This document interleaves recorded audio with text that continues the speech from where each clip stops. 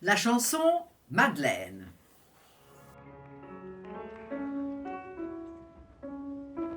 Bonjour à vous dont je ne connais pas, disons peut-être pas encore, le prénom et qui me demandait une vidéo sur la chanson Madeleine.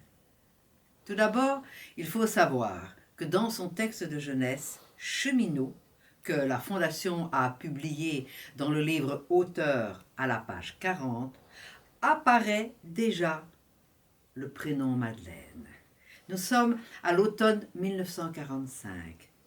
Je n'insisterai jamais assez, je pense, sur tous ces souvenirs que mon père porte en lui et qui lui donnent envie d'écrire. Cette Madeleine est une jeune fille que le jeune auteur du récit retrouve à la foire du quartier.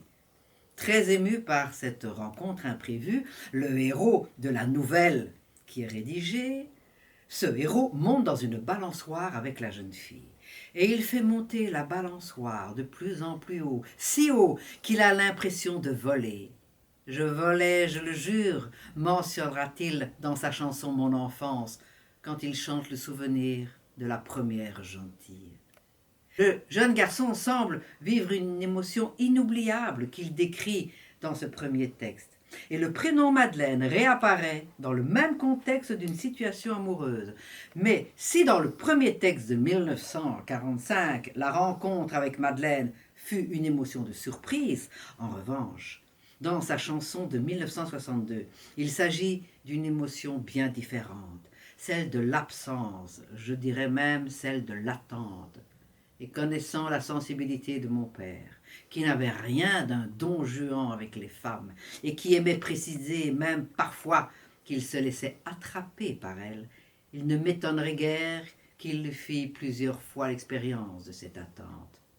Ensuite, il me semble important de mentionner que le tram 33 circulait réellement dans son quartier à Anderlecht, la commune de son adolescence.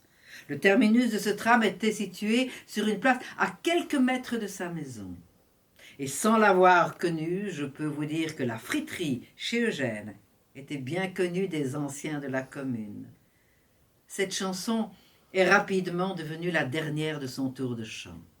Et je suis vraiment toujours très touchée quand je revois à la fin du film, du concert à l'Olympia 66, l'interprétation exceptionnelle que mon père nous offre pour terminer son tour de chant dans un ultime effort. On ira au cinéma.